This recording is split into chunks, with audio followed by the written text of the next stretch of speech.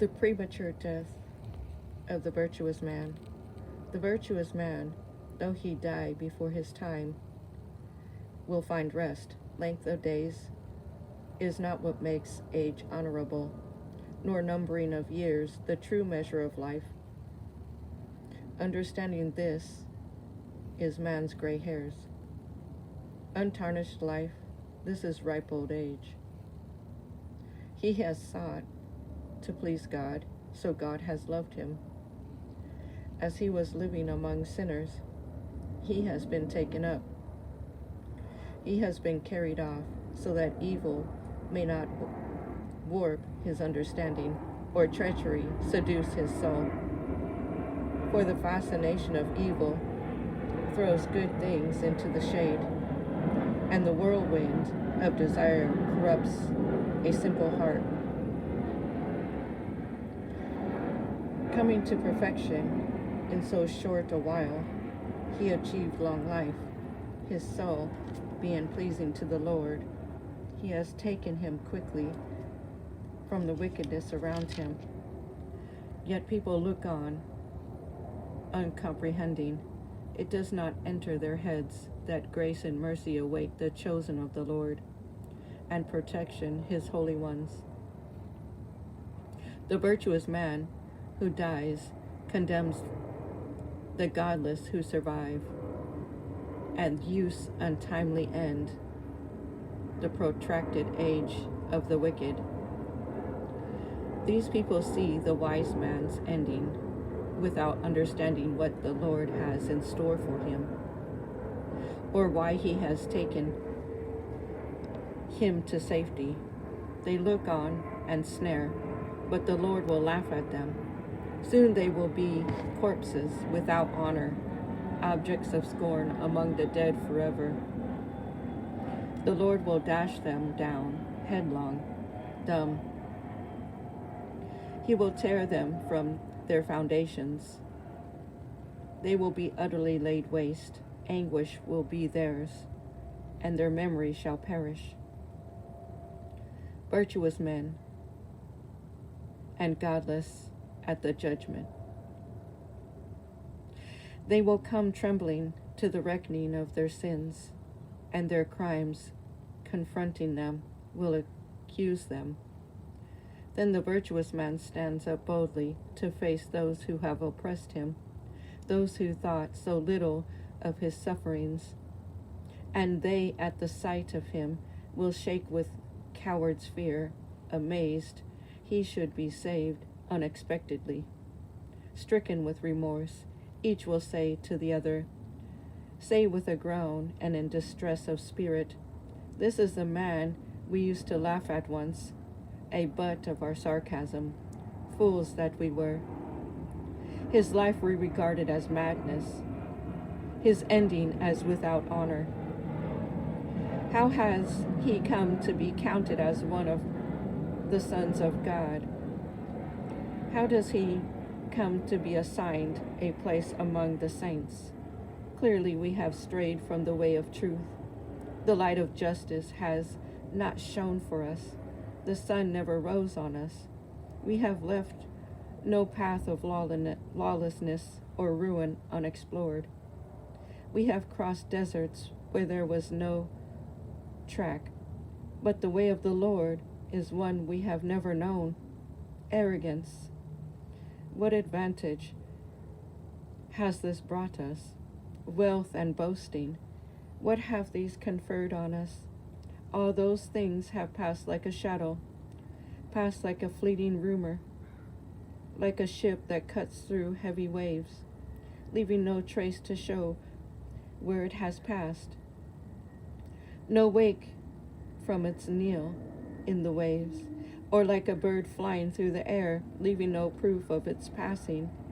It whips the light air with the stroke of its pinions, tears it apart in its swirling rush, drives it way onward with sweeping wing, and afterwards no sign is seen of its passage, or like an arrow shot at a mark, the pierced air closing so quickly on itself, there is no knowing which way the arrow has passed. So with us scarcely born, we have ceased to be. Of virtue, not a trace have we to show. We have spent ourselves on wickedness instead. Yes, the hope of the godless is like chaff carried on the wind, like fine spray driven by the gale. It disperses like smoke before the wind, goes like the memory of a one-day guest. But the virtuous live forever. Their recompense lies with the Lord.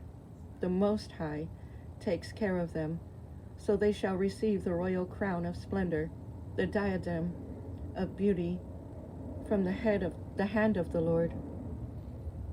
For he will shelter them with his right hand and shield them with his arm. For armor will take his jealous love.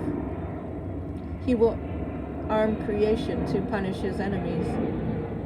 He will put on justice as a breastplate, and for helmet wear it his undissembling judgment.